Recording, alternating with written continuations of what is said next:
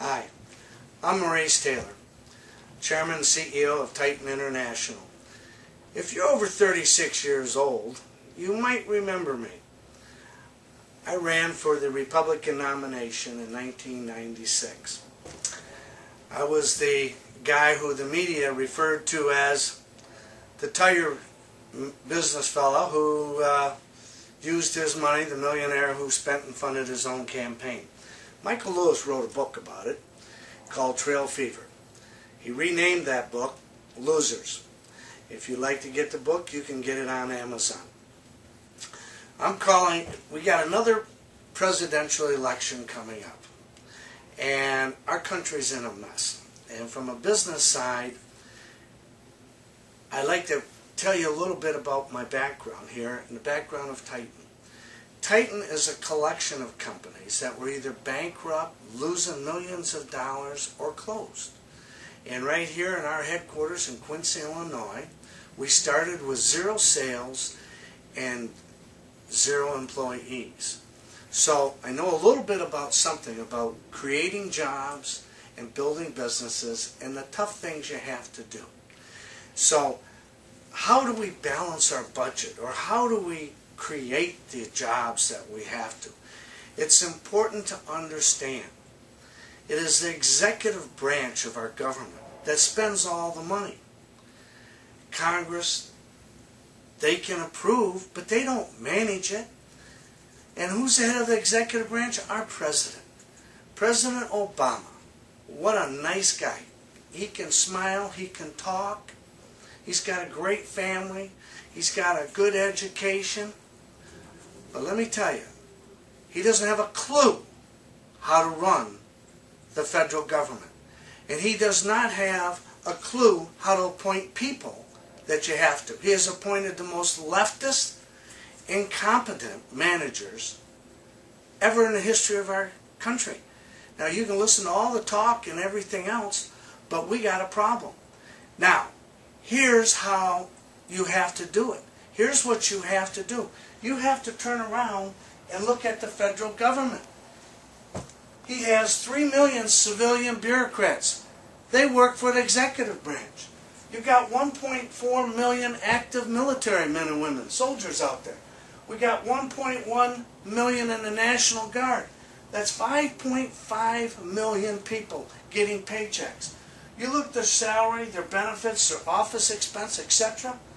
That is $1.3 trillion per year. Now, this is nuts, folks. This is what you got to look for. You know, the politicians tell you Social Security, Medicare. First thing is, Social Security has a surplus of $2.6 trillion.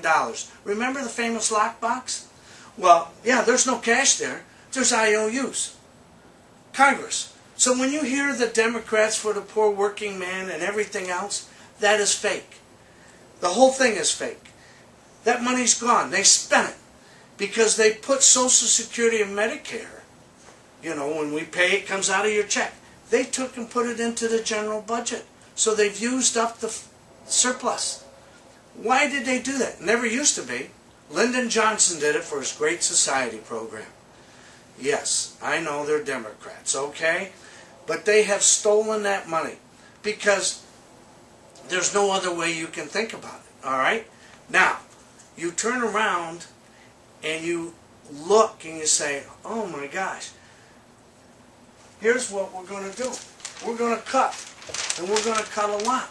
But before I tell you about what we're cutting, think of this company itself. This is an American company that was like closed.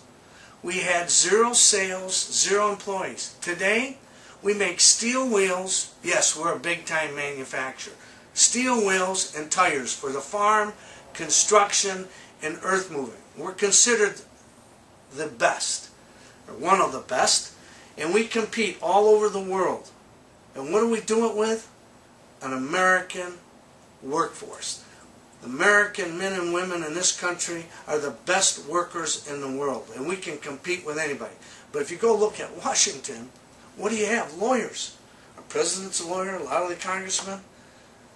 If anything in this country, we should never vote for lawyers. They're all smart, they're all well educated, but collectively they don't have a clue. Think about it, they're lawyers. They're trained to be on either side. So if you don't know which side to go on, you're in a deep trouble. But let's get back to the budget and what we're going to do. I believe we only have to have 1 million federal bureaucrats. Remember, everything is duplicated in the state. Sometimes it's in the counties. You know, it's crazy. If you turn around, we got 1.4 million men and women in service. I'll show you how to take 300,000 out. Then we got 1.1. You got 1.1 million in the reserves. Let's take it to 350. That's still 2.85 million. We have got to get, this is where your money is. If you do that, you're saving $546 billion a year. Now, this is real money. This ain't funny money. This is real money. The savings is over $6 trillion. Now, remember this. Just like the money's not there for Social Security, there's no money put away for all those people with their fringe bennies either. That's the off the books. Because they don't know how to do books. They don't know. So, first of all, they should probably in Congress only show up maybe, every other month. What do they got to do? They're writing so many laws? It's wacko. But then, think about this. In the federal bureaucracy, up with this 3 million, there's 740,000 defense employees, civilians. For 1 point, that's like 1 for every 2. It's crazy. We don't need that. That's why I say you can cut it. Look at the post office. The post office has got 700,000. Now, what do we know about the post office? We know that, there's texting, there's emails, there's less and less. So we should have less and less employees. The whole thing should be privatized. Take 50 states, put a few government federal postal people in 50 states, and let them contract it out like FedEx. FedEx turns around, they contract everything out, and they make money. We could probably make money with the post office if it was done right. But why not? Why can't you? Because it's unionized, and the union don't want to get rid of the dues. And why don't the politicians want to do it? Because the dues get put to them. What we do, you got civil service, they're government employees. I don't care who wants to belong to a union. But if they're government, whether they're police, teachers, government employees, their dues should never be over $10 a month. We're allowing them to be stolen from. Every man, woman that's in the public sector and has to belong to the union, we're letting them be, basically, they're being stolen from. So, we got to straighten it out. And I can go on and on and on about all the other agencies. But when you look at this, there's your $6 trillion. Now, I haven't touched Social Security. We shouldn't touch, because they took the money from everybody.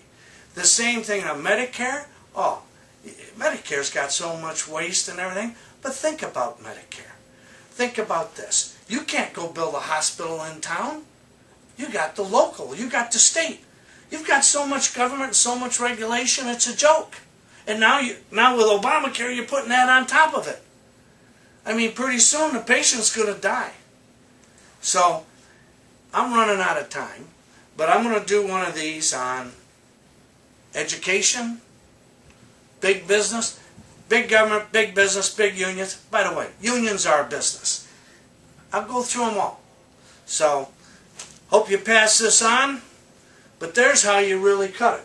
All that other talking, and by the way, all the talking heads, I'm a toolmaker by trade, a welder by trade. I have a BS in mechanical engineering, okay? But really from what I've been able to build from is what I learned as a toolmaker and as a welder. So, the rest of all you out in the country, remember, you're going to have to get involved. Thank you.